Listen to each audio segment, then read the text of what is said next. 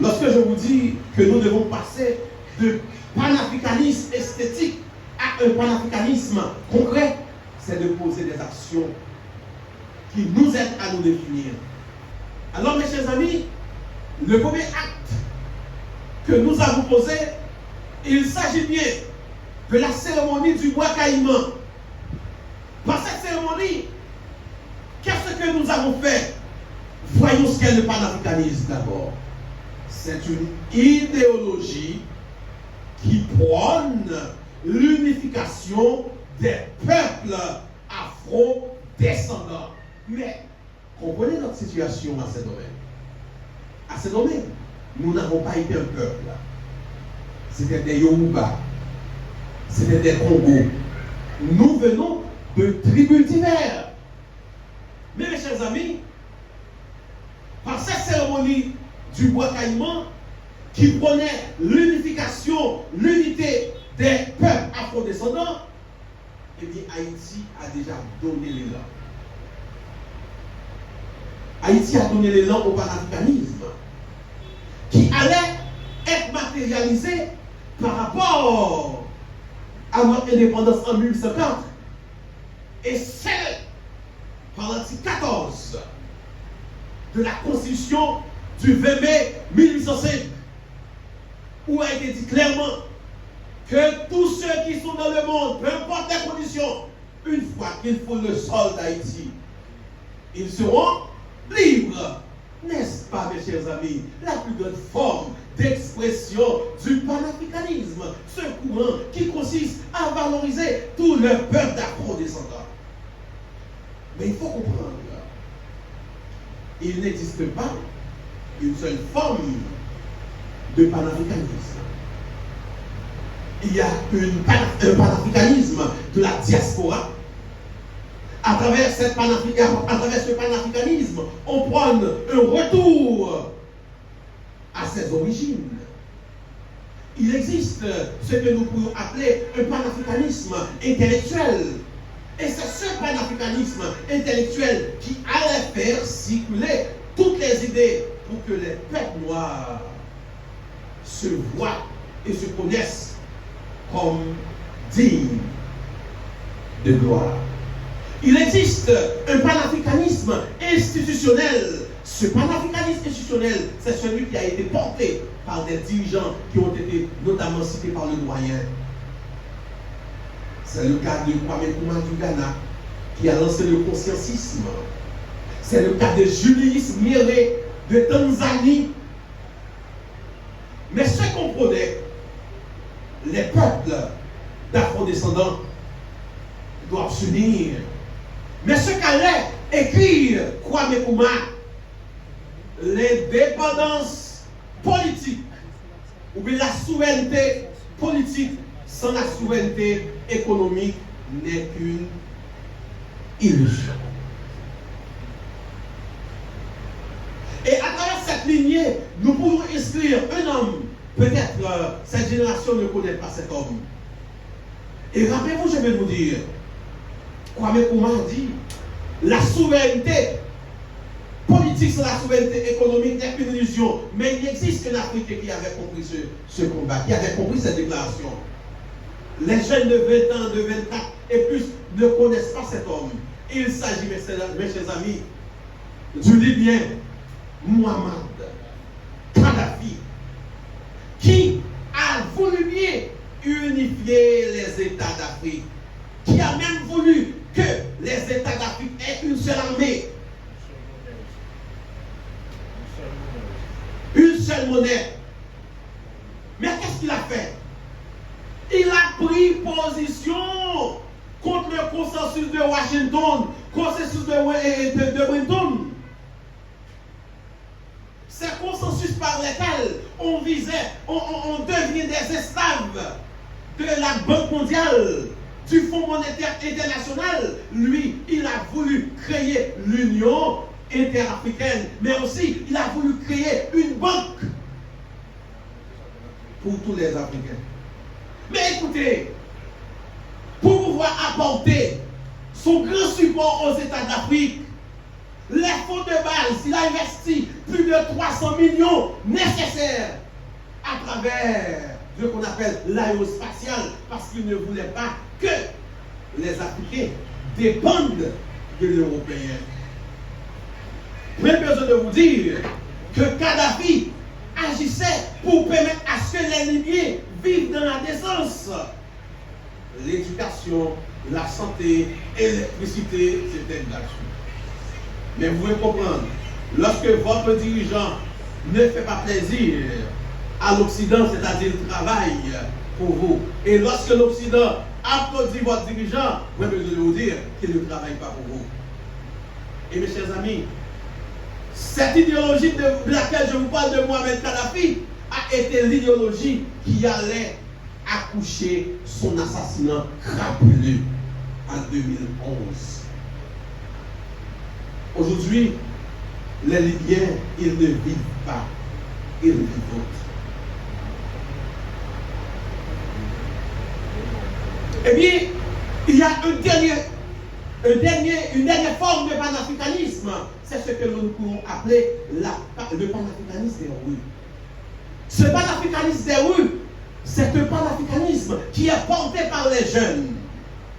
Et à travers ce panafricanisme, je veux rendre hommage à deux jeunes. Il s'agit bien de Kémy Séba, qui a mené la bataille féroce contre le franc CFA. Lorsqu'à Dakar, il avait déchiré un billet franc CFA, c'était pour dire, c'est le temps que l'on sorte dans cet esclavage. Parce qu'il faut comprendre aujourd'hui, le colonialisme n'occupe plus la forme qu'il occupait autrefois. Le colonialisme suit la forme qui vous permet de l'obéir, qui vous permet de penser comme il veut que vous pensiez. Ce qui nous permet de remonter à ce qu'on appelle Jean Mollier Gaspard, cet émissaire que la France avait envoyé en Haïti après l'indépendance, afin de voir quelles seraient les possibilités de reprendre Haïti. Et qu'est-ce qu'il avait dit? Reconquérir Haïti serait difficile. Mais les Haïtiens s'attachent tellement à la France, nous allons utiliser leur système éducatif. Nous allons leur donner des enseignants. Nous leur donnons des prêtres. Et nous avons signé le concordat de Damiens.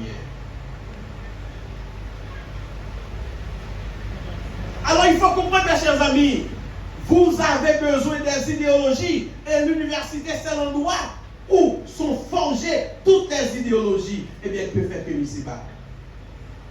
Kémy Séba, il passe le message de jeune en jeune. Ils vont de pays en pays pour faire sentir aux jeunes quelles sont les différentes formes de manifestation du nouveau colonialisme. Et déjà, Kwame Nkrumah avait dit, le colonialisme continue à être perpétré à travers les organisations, les structures internationales. Nathalie Yamb, qu'on appelle communément la dame de Sochi. La dame de Sochi, Nathalie Yamb, a fait surtout sa sortie à travers le forum qui s'est tenu en Russie à la ville Sochi en 2019. Et Nathalie utilise ce que nous appelons les outils de la communication pour pouvoir porter son message. Donc mes chers amis, nous devons comprendre le panafricanisme, il doit être sur toutes les lèvres, sur toutes les bouches. Et puisque nous parlons de solidarité, et aujourd'hui moi-même ce que je veux vous dire, c'est que le rapprochement. Et par le panafricanisme, je vais vous dire que vous êtes plus proche de Burkina Faso que la République dominicaine. Ce qui me permet de venir avec deux concepts pour vous. La géographie des lieux et la géographie des liens. Par la géographie des lieux, nous sommes très proches de la République dominicaine. Mais par la géographie des liens, nous sommes très éloignés de la République dominicaine et nous sommes beaucoup plus proches du Burkina Faso, du Niger, du Mali.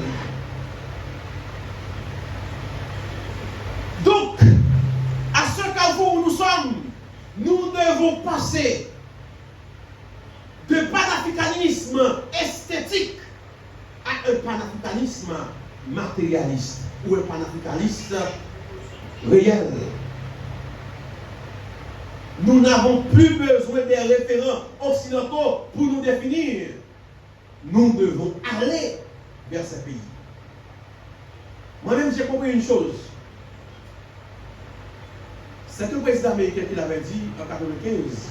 Les problèmes qui passent en dehors de nos frontières, bientôt seront nos problèmes. Lorsque je regarde comment le Burkina Faso a combattu le terrorisme, l'insécurité, en Haïti, nous avons l'insécurité. Et bientôt, le terrorisme pourrait arriver. Et qu'est-ce que j'ai fait personnellement?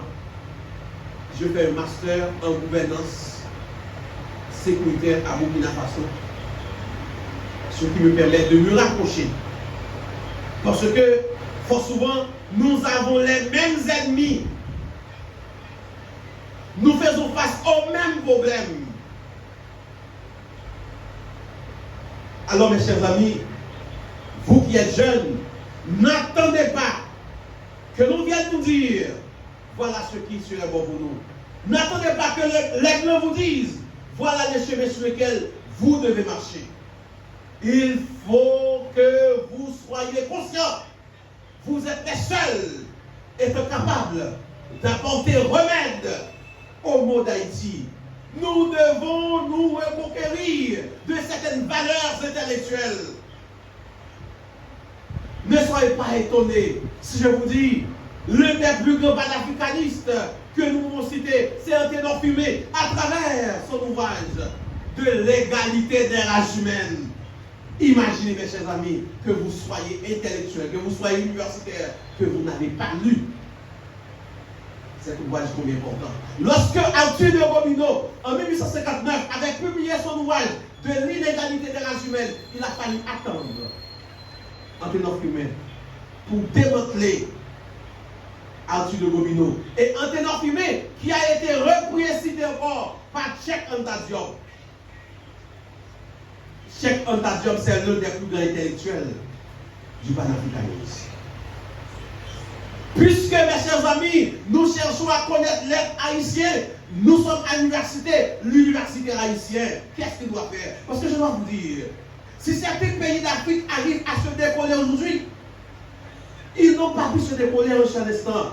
Comprenez bien. À partir de la décolonisation de l'Afrique en 1945, les États de l'Afrique se sont réunis à Indonésie en 1955 pour lancer ce que nous appelons la conférence de Bandung. À travers cette conférence, ils ont voulu lancer ce qu'on appelle une bataille académique.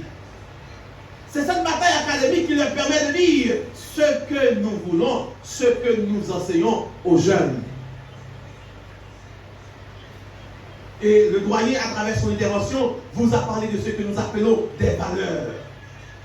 Mais aujourd'hui, plus besoin de vous dire qu'au niveau de l'enseignement secondaire, l'enseignement universitaire, l'enseignement n'est pas unifié. Parce que jusqu'ici, Haïti n'a pas encore lancé sa bataille académique. Et nous avons raté plusieurs occasions. En 1946, où la gauche allait prendre le pouvoir avec les discours d'Émile Sello, nous n'avons pas lancé cette bataille académique. En 1986, après la chute de Duvalier, nous n'avons pas lancé cette bataille académique. Et si on revient vers les années 90 avec les premières élections où nous avons eu Jean-Bertrand Aristide avec Bazin, nous n'avons pas pris le choix le plus intelligent. 2006-2011, nous n'avons pas fait le choix le plus intelligent. Comme je vous dis, 2017 et suivant. C'est une urgence, mes chers amis, de nous redéfinir. Qu'est-ce qui fait de nous ce que nous sommes? Nos enseignements sont-ils à la hauteur de nos attentes? C'est pas pour ça que nous sommes dans l'université, parce que ouais, là, j'en dis, ouais, un pile monde a mouru d'être fait mal, vous, ou pouvez entrer dans son infirmière. Dès qu'on n'a pas leur étant infirmière. Il faut que nous gagnions, ça crée une bataille académique pour dire que ça n'a pas enseigné pour qu'il s'en a enseigné. Et c'est pourquoi je vous recommande toujours de retourner vers la vocation de l'élite de Jean-Jacques Passe. En 1919, on était moins de 2 millions, on buvait environ 100 000 litres de tafia par jour. 1919, Jean Pasmas posait déjà les problèmes de lecture, les problèmes de bibliothèque communautaire. 2026, est-ce qu'il y a une université et une bibliothèque ici, en Haïti, Cap-Haïtien, ou le département du Nord, où les jeunes peuvent aller pour lire? Est-ce qu'il y a une librairie universitaire? J'aime toujours rappeler une déclaration faite par Fénol Métellus avant sa mort. En 2012, le doyen était chargé également de la gestion du campus Saint-Christophe de Limonade. Le président dominicain Léonel Fernandez demandait notamment à Fénol quel a été l'effectif universitaire de la région. Il leur a répondu que c'était environ 12 000. Et Léonel a dit, pour 12 000 universitaires, combien de librairies universitaires que vous avez? Combien de bibliothèques universitaires que vous avez? 2012-2026, ça fait combien de temps? Ça fait 14 ans. 2012-2026, combien de bibliothèques universitaires que nous avons? Combien de librairies universitaires que nous avons? Et le doyen pour acheter les livres de la faculté a dû faire des commandes en ligne. Les livres viennent de très loin. D'ailleurs, il y a certains ouvrages contemporains qui posent de grands problèmes qu'on ne va pas retrouver ici. Alors, mes chers amis, lorsque je vous dis que nous devons passer de panafricanisme esthétique à un panafricanisme concret, c'est de poser des actions qui nous aident à nous définir. Le Burkina Faso a compris que l'université doit jouer un rôle important. Eh bien, Ibrahim Traoré a passé des instructions pour que chaque universitaire ait accès à l'Internet, ait accès aux nouvelles technologies de l'information et de la communication sous les frais de l'État. Alors, mes chers amis, par cette solidarité que je vous invite à effectuer, c'est une solidarité dont sa base, c'est la géographie des lieux, non la géographie des lieux. Parce que la géographie des lieux nous permet de comprendre que nous avons des connexions qui dépassent l'espace physique dans lequel nous vivons. Le panafricanisme doit pousser chaque universitaire à se voir comme étant un Africain ou un Noir total. Le problème d'un Africain, c'est le problème d'un Haïtien. Le problème d'un Haïtien, c'est le problème d'un Africain. Car les Africains, ils disent Haïti constitue ce qu'on appelle la 6e région. D'ailleurs, depuis 2012, Haïti a été membre observateur à travers l'Union d'organisation des États africains. Mais à présent, où sommes-nous? L'heure n'est plus au discours, mais c'est aux actions. Mais pour passer aux actions, il faut s'assurer qu'on ait les compétences requises. Parce que, ou quand on est volontaire à poser une action, et vous dans ces détruits, bon, c'est toi qui dit ça. Pour qui tue maman, avec bon Joshua, parce qu'il dit maman, c'est lui la prise. Parce qu'il fait une action. Il chauffe de chaud, il la guerre sous tête maman, maman dit qu'on peut pas y. Je ne sais pas comment on y a. Tout traîné là. Messieurs, dames, c'est connaissances qui nous guident nous. C'est connaissances qui nous poussent là. Ou pas que nous choisir directement. Ou c'est monde qui veut courir. Mais je dis, bataille n'a mené un. C'est qui nous décider, peut-être pas nous. Qui ça n'a apprendre dans l'université nous? Qui université n'a quitté pour génération Cabinio? Tant qu'on est dans le film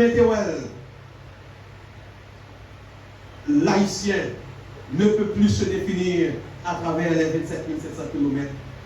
Nous devons nous définir comme étant un être à part entière, appartenant au monde entier. Alors, mes chers amis, Invitez-nous aujourd'hui à entrer dans le livre pour nous voir ça qui dit. Entrer dans la bataille pour nous capables comprendre yo. Parce que pas souvent bataille va gagner de loin, yo esthétique. Mais nous commencer à engager bien mon qui va déranger. Et c'est ça qui vient ensemble avec Kémy Séba.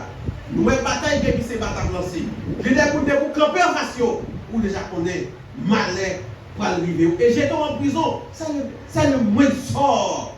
C'est le moins de sort qui t'a arrivé. Regardez qui ça qui est arrivé Martin Luther King. Et ça c'est l'exemple qui est plus simple que nous-mêmes nous avons. Nous ne pouvons pas aller plus loin parce que nous déjà apprenons plus de bagailles avec les deux premiers intervenants. Même si ça, c'est une question que nous avons fait ensemble pour nous capables d'échanger.